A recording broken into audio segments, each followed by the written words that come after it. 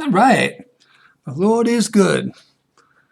Great is the Lord, and greatly to be praised. He is to be feared above all gods, because he is God. There's none else, none beside him. There's only one person who is God. He's above all, through all, and in us all that believe, but not in us all that don't believe. Here we are at part 9 on corrupt Bible translations.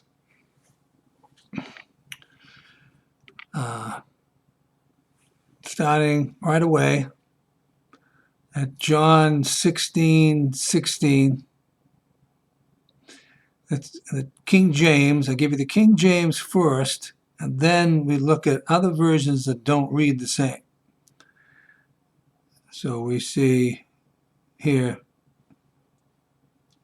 right over here, the King James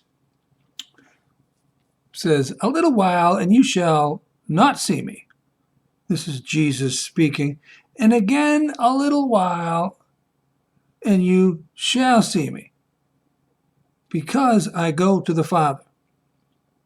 It's very important to have "because I go to the Father," because what this reveals is that he went to the Father before he permanently left the earth. But when he was raised from the dead first, he hadn't gone to the Father yet. He descended into the lower parts, into the center of the earth. And then when he came back, he said, "Touch me not." He said to Mary Magdalene, "Touch me not, because I have not yet ascended to my Father."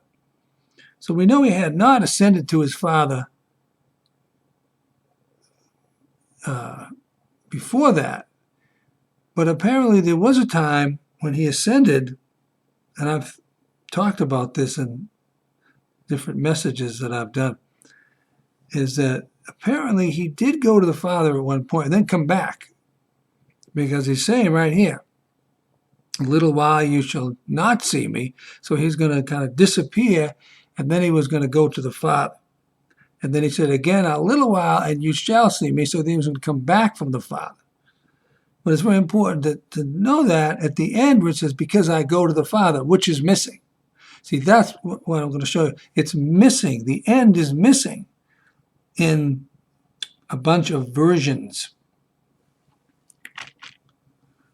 We see here in the New International Version, Jesus went on to say, "In a little while you will see me no more, and then after a little while you will see me." But as you see, the end is gone. Okay? The end is missing. Somebody clipped it. Then we see that, and I put 3 more versions. There were more. There were many, many more that were missing. Because if it's not in the NIV, then it's out of a lot of different versions. Because the NIV seems to be the leader of different omissions and different corruptions. But I'm going to show you one later on, which it's going to open up a whole new thing. It's going to open up a long discourse on the subject, which is coming up soon, actually. Where the King James leaves something out. I'll show it to you. Anyway, here's 3 more versions: the American Standard Version, the Bible in Basic English, and the English Standard Version, that all have omitted the ending of that verse in the King James.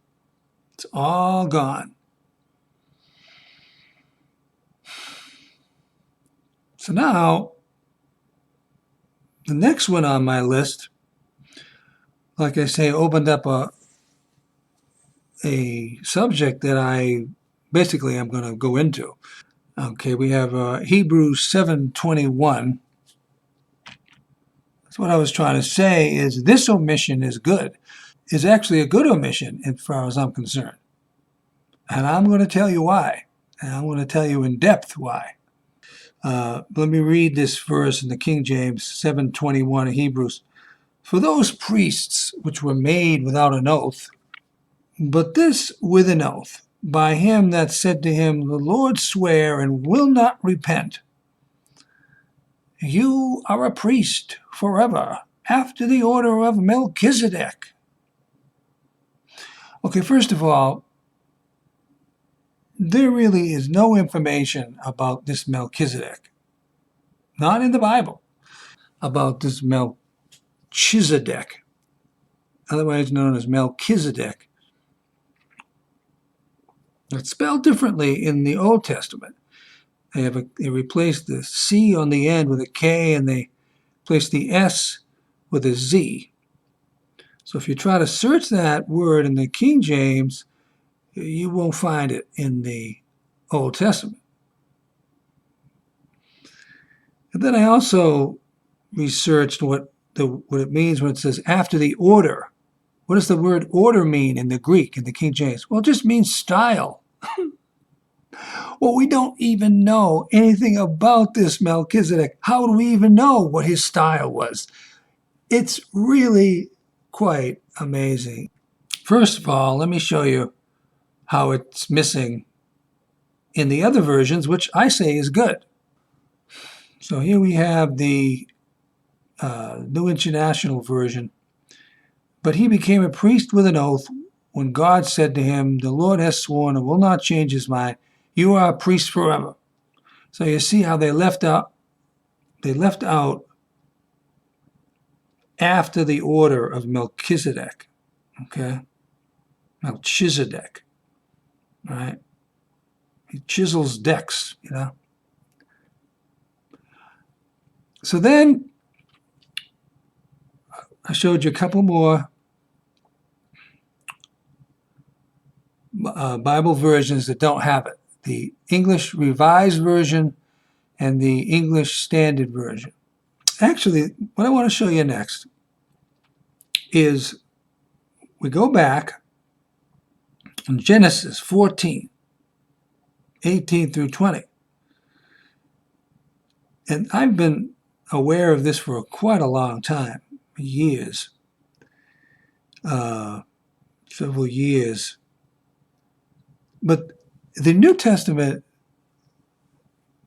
completely, as far as I'm concerned, misinterprets what these verses say and totally goes in the other direction and makes this Melchizedek into some kind of a god or something. The bottom line premise isn't even what they're saying.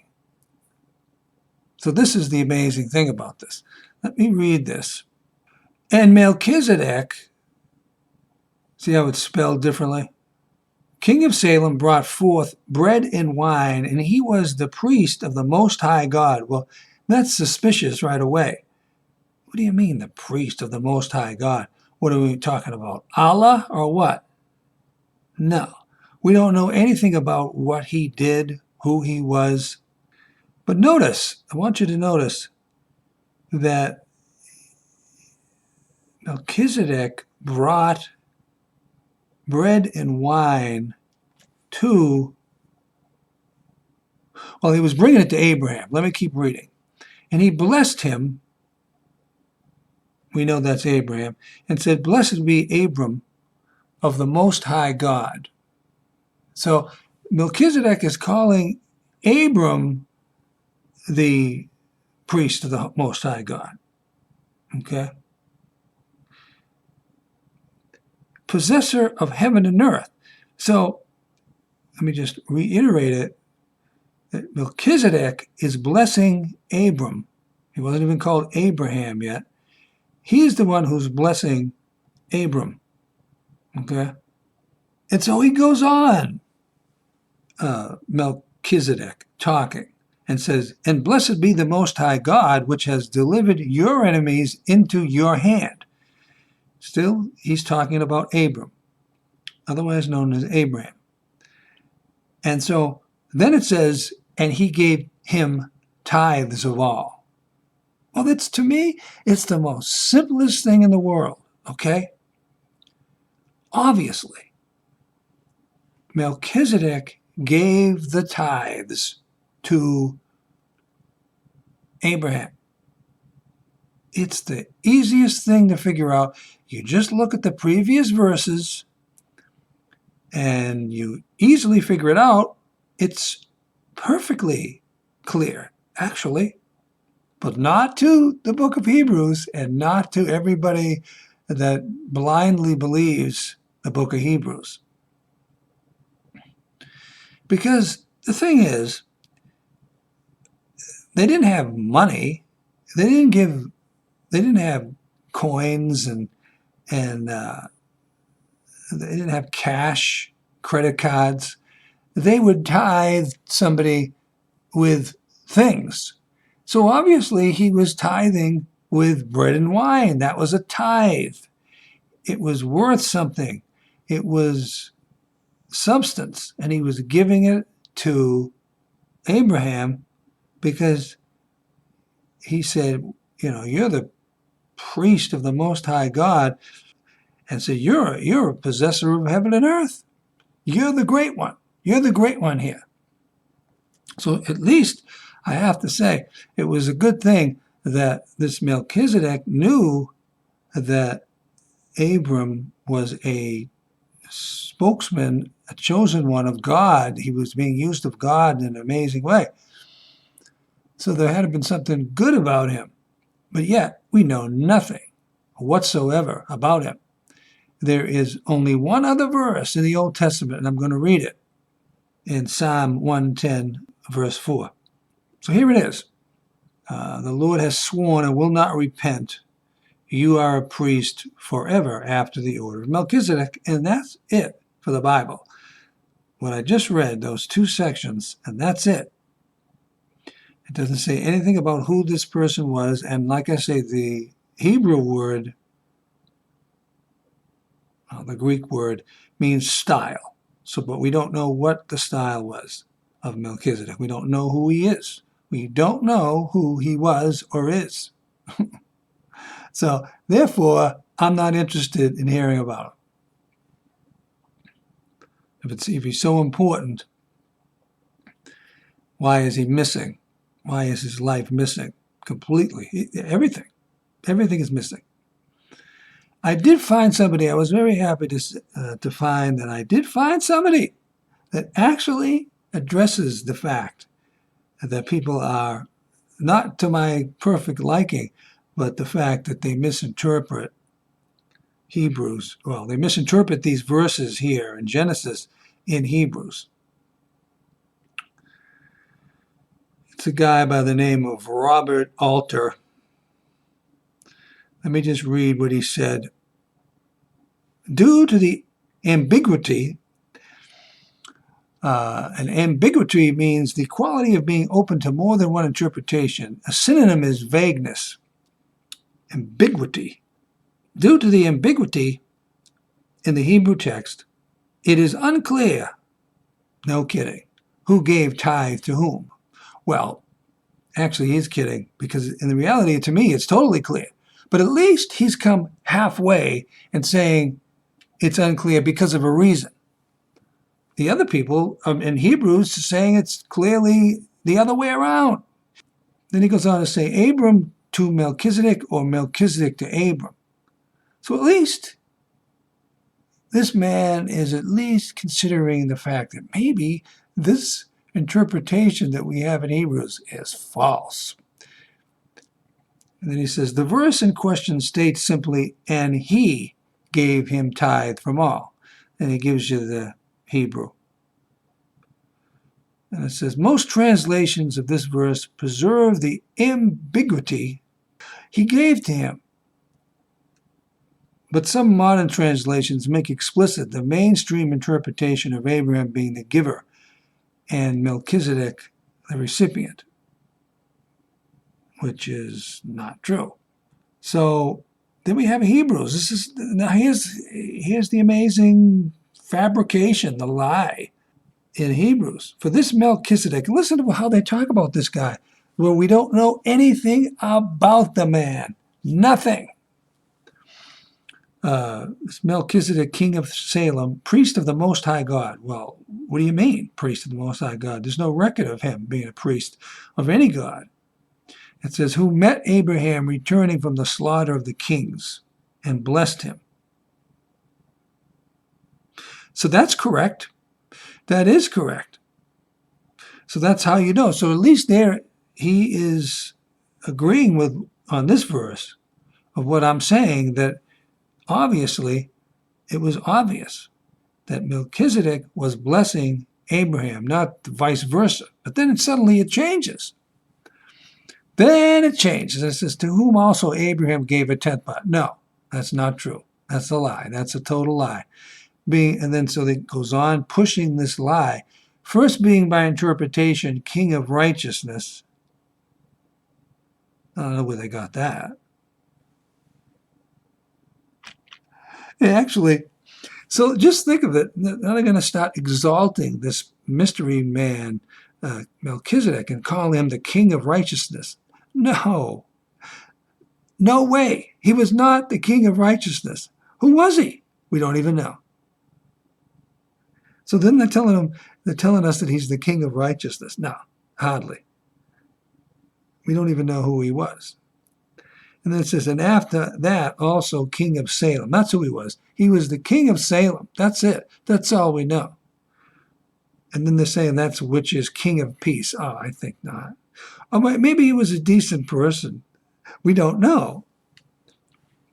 I'd say he was a decent person. He was blessing Abraham. I'm not going to say that he was an unbeliever. I'm not going to say that he wasn't of God. They call him king of righteousness. That's a term for God. That's who the term should be applied to. It shouldn't even be applied to Jesus. It should be applied to God Almighty. Here they are applying it to somebody that we don't know the first thing about. So then the writer of Hebrews goes on with a vague statements, some vague statements. Verse 3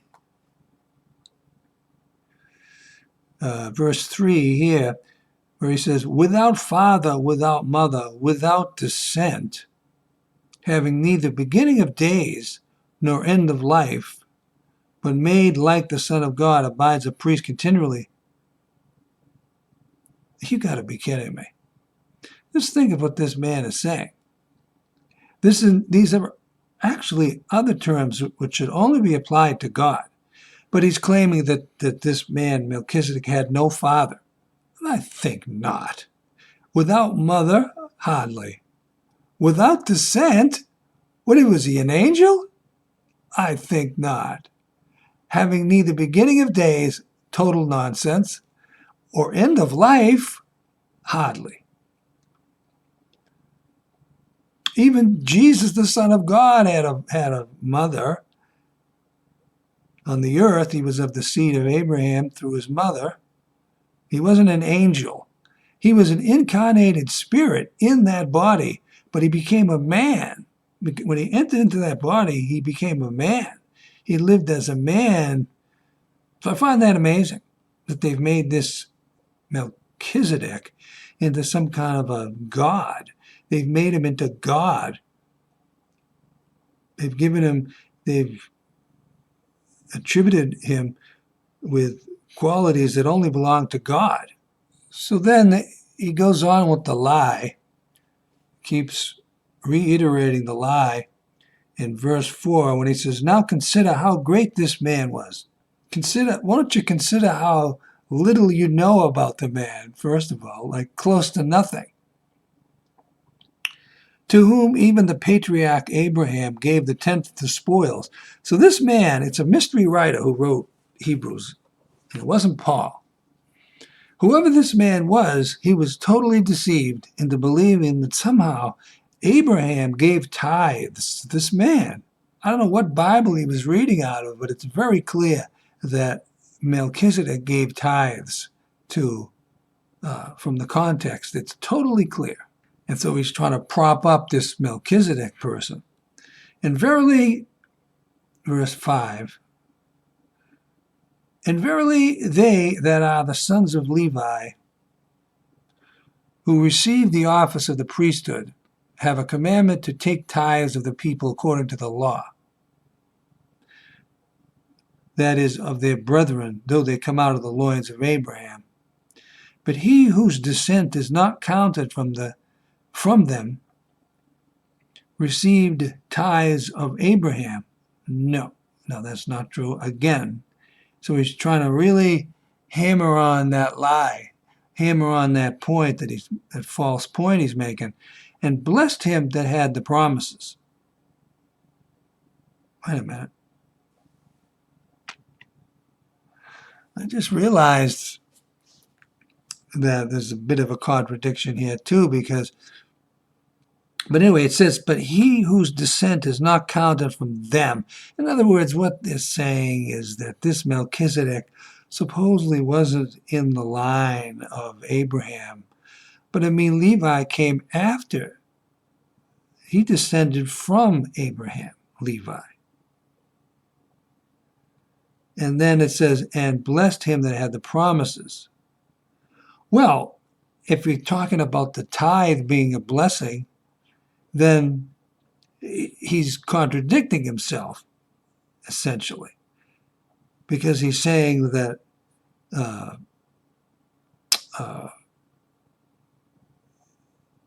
he received the tithe from Abraham, which we know to be not true, but then he's saying that he was blessing Abraham. Well, no, Abraham, according to him, according to his false teaching here, it was the false teaching is saying that he was getting the tithes from Abraham. There's no evidence of that at all. But then he's saying that and was blessing him that had the promises. Well, if he was going to do that, then that's what I would say. He was blessing Abraham who had the promises. He was giving the tithe to Abraham. So the second part of the verse agrees with what I'm saying, but the first part is continuing the lie that somehow Abraham was tithing Melchizedek. That he received the tithe from Abraham. Clearly he was the one tithing Abraham, we see. So then we go on to, which brought me to more in Hebrews 5 through 8. So also Christ glorified not himself to be made a high priest. He that said to him, you are my son, today have I begotten you. Well, if you go to Psalm 2, that's where that is. I believe that it talks about being born again in general. David was begotten of God. And then it goes on to say things that I don't think are true. Who in the days of his flesh, when he had offered up prayers and supplication with strong crying and tears. Now, we don't know anything about that, him praying and crying. There's no verses on that. Yeah, it doesn't say in the Garden of Gethsemane, it doesn't say that he was crying, and no, it doesn't say that. That's another false statement. To him that was able to save him from death, and it was heard in that he feared. It was heard in that he feared? So if he fears, then he'll be heard, right? No. God hears you if you speak the truth. It's good to fear God, but I don't know where the guy got this. He was heard in that he was feared. No, that statement doesn't make any sense. And it says, though he were a son, yet learned he obedience by the things which he suffered. I was just listening to that on another message I did, and I said, no, that's not true. There's no evidence of that. Where did he get that? So Jesus had suffered things, and then he was obedient. So that's like saying he wasn't obedient until he suffered the things. No, he was always obedient. That is a total phony, false statement, that he became obedient because he suffered some things. It's no good. It's wrong. And then we go to Psalm 2. Now this is the Psalm 2. I did include one verse from Psalm 2, actually, which is the one. but I think I'm going to go to the whole psalm. So here is Psalm 2. And I'm just going to say that, you could read this over, and it's talking about, it's very vague about really what it's saying. It could be applied to David very easily. And it could be applied to Jesus in some cases. But yet, it's not clear. And it certainly could be applied to the second coming of Christ.